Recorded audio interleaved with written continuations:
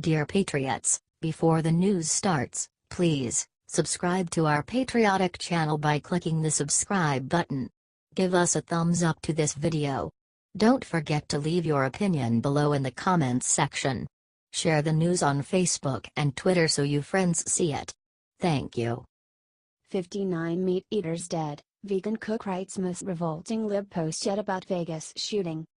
One sad but sadly predictable occurrence in the wake of the tragic Las Vegas mass shooting has been truly hateful and baseless comments made about the event by bigoted liberals trying to take tasteless cheap shots at conservatives. Perhaps the single lowest comment, however, came from a leftist radical from Wilkes-Barre, Pennsylvania named Delinda Jensen. The 60-year-old Jensen is a hardcore vegan who runs a food truck named Mother Nature Vegan Cuisine in the city. In a recent post on her now deleted Facebook page after the mass shooting, the vegan wrote, "Yes, I am jaded. 59 meat eaters dead. How many animals will live because of this?" Beneath that post, she added, "I don't give a expletive about carnists anymore." Thankfully, the blowback against Jensen's unthinkable comments has been harsh. Her company has already gone out of business and she has had to put her food truck in storage. Said a contrite Jensen after the response to her post, expletive, up. Was it poorly written? Absolutely. Do I regret it? Yes. I am so sorry I wrote that. Delinda now's claimed that she is sad that all those people died in the shooting, regardless what they eat. Asserted Jensen, meat eaters or not, no one deserves to die like that. She then dubiously claimed, "I wasn't celebrating the death of those people. That's not how vegans think, we are non-violent." Are you glad people are not tolerating this woman's bigotry and heartlessness?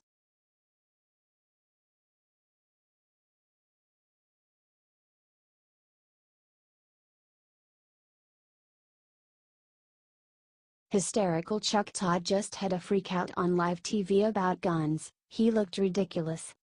Chuck Todd recently had conservative National Review commentator David French for an interview on MSNBC's Meet the Press Daily, and the conversation devolved into liberal Todd having a fit about gun rights and French repeatedly calming him down. Asked an agitated Todd, "Like I said, you are not afraid to engage on this issue. When does someone's right to bear arms get to the point where it potentially infringes on someone's right to attend a concert in an outdoor setting and not feel like it is an unsafe experience?" French replied to the question rationally by saying, "I think there is an obvious answer to that. Someone's right to bear arms infringes upon my rights the instant they start to menace me with that weapon or threaten me with that weapon. And it's very difficult to use this particular shooting as some sort of paradigm with which to analyze the gun debate." This did not satisfy Todd, who said, getting more and more emotional, "I'm fine with you having a gun, but I would find it in my rights that I want to make sure you are a responsible gun owner. So you know what, I want an extra amount of regulation, I want extra licensing, I want this or that. What about that line? I would argue it is a realistic ask of our rights, that's for sure."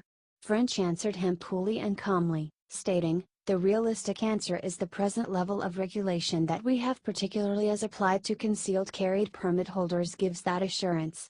Because the available data says that a concealed carry permit holder is somebody who is actually in many ways safer than a police officer." After French exited the show, Todd did not seem embarrassed about being so rattled, and said, "If we wait to let cooler heads prevail in any of these, we never talk about it. And in fact, if we applied the same logic to every other debate and every other crisis that this country faces that we do to the gun debate, we never would have focused on any of those issues either. Do you think liberal gun control nuts like Chuck Todd all need someone like David French to calm them down?"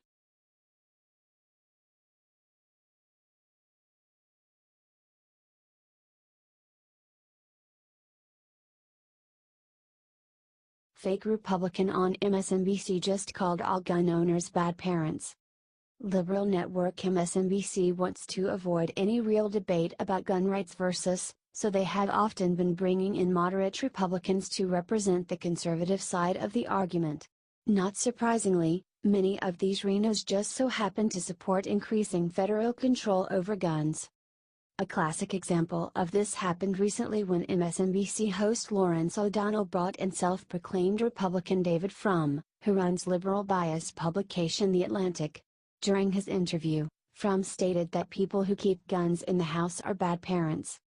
Said moderate Republican Frum about the shooting and the gun rights debate, "Well, one of the things that we tell ourselves is that after these events, these terrible atrocities, nothing changes, but, in fact, after Newtown, we have had 5 years of the most dramatic changes in American gun laws in a long time, all of them aimed at making guns more available in more places." He continued, giving a plug to his own magazine, "that we have seen, and we detailed this in The Atlantic today, state after state says not only can you carry a weapon in a concealed way, you can carry it in an open way, you can carry it into a bar, you can carry it into a church, you can carry it into a daycare center, of all places. In Georgia, you can carry it everywhere all the way up to the TSA outpost at the airport." Frum then argued what would need to be changed to affect gun policy, in the process taking a dig at parents who want to lawfully protect their families from home invaders. Said David, "Until you persuade people that it is just dangerous to themselves, to their children, you're not a good parent if you have a gun in the house, you're not protecting your family, you're a bad parent if you have a gun in the house, until you drill that idea into people's heads and persuade them to change the way we changed about cigarettes and seatbelts, these technical fixes aren't going to accomplish a lot. Do you think David Frum is a textbook Reno?"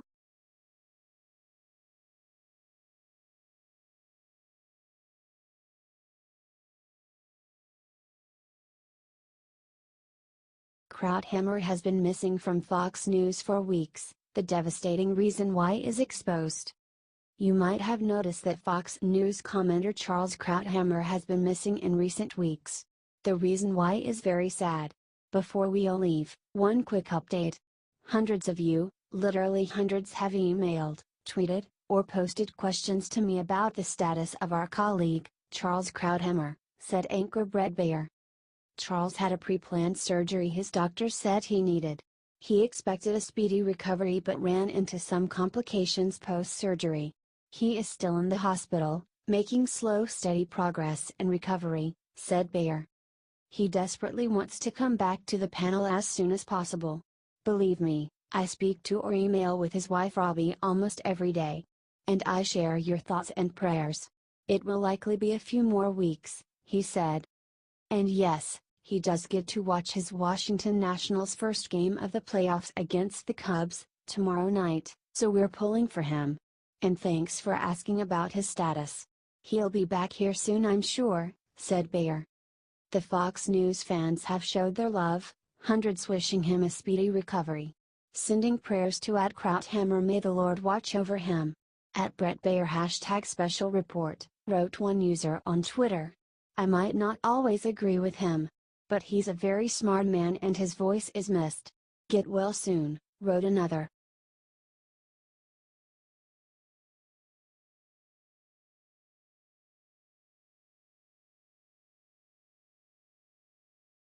Something stinks, Hannity points out what's suspicious about Las Vegas shooting media coverage. Fox News host Sean Hannity was recently joined by new network hire Tomi Lahren to discuss the Las Vegas shooting attack that claimed 58 victims' lives. However, they ended up having more to say about the aftermath of the shooting and what is strange about the mainstream media's response to it.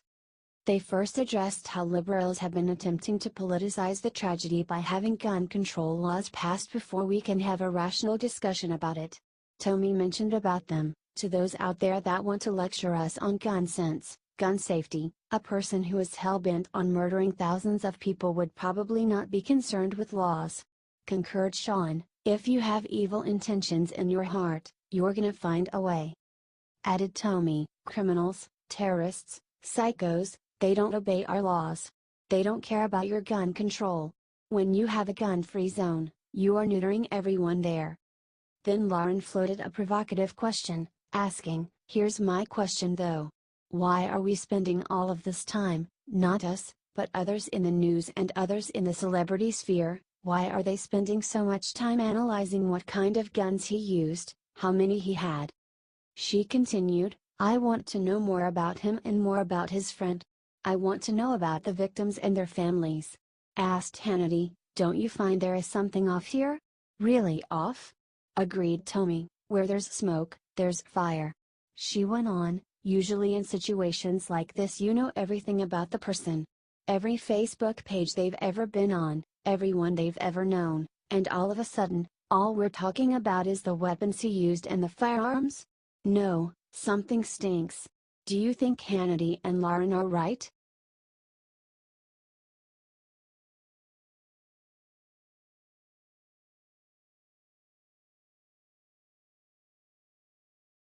Miley Cyrus just wrote Hero Hillary a thank you note on live TV. "What she said is so gross." Superstar singer Miley Cyrus was once America's sweetheart, but in her post-Hannah Montana years she has been in a state of prolonged teenage rebellion that does not seem to have an end in sight. Part of Miley's very public acting out has involved become an outspoken liberal. Nauseatingly, Miley continues to be an ardent supporter of two-time failed Democratic presidential candidate Hillary Clinton. Hillary was recently interviewed by late-night talk show host Jimmy Fallon, who brought in Miley as a surprise guest to write a letter in front of Hillary thanking her for doing Hillary things. Hillary, whose narcissism and need for flattery seemingly knows no bounds, was asked softball questions by Fallon, like, "Do you think, if you were up against a different Republican, would you have felt different?" In a segment that can only be described as stomach-turning, liberal Fallon then trotted out his female staff writers to thank Hillary in person, with one named Taryn gushing to the would-be president, "Thank you, Hillary Clinton, for being the first female presidential candidate nominated by a major party and also the first female senator of New York and also the first First Lady to transcend First Ladyhood to become Secretary of State. I guess what I'm trying to say is, thank you, Hillary Clinton, for being the Hillary Clinton of American politics." Then, as a big surprise, Miley came out and began writing a note for Clinton. Wrote Cyrus while Hillary watched, "Thank you, thank you, Hillary, for being a constant beacon of strength, hope, and determination for me and millions of other young women. You've been a role model and an inspiration and a voice of reason in uncertain times. I could go on, but I'd like to get right to the point. Can I give you a hug?" Replied Clinton, "Yes. Yes." Miley then exclaimed, "I've been wanting to do that. Do you think the level of adoration Hillary need to function is disturbing?"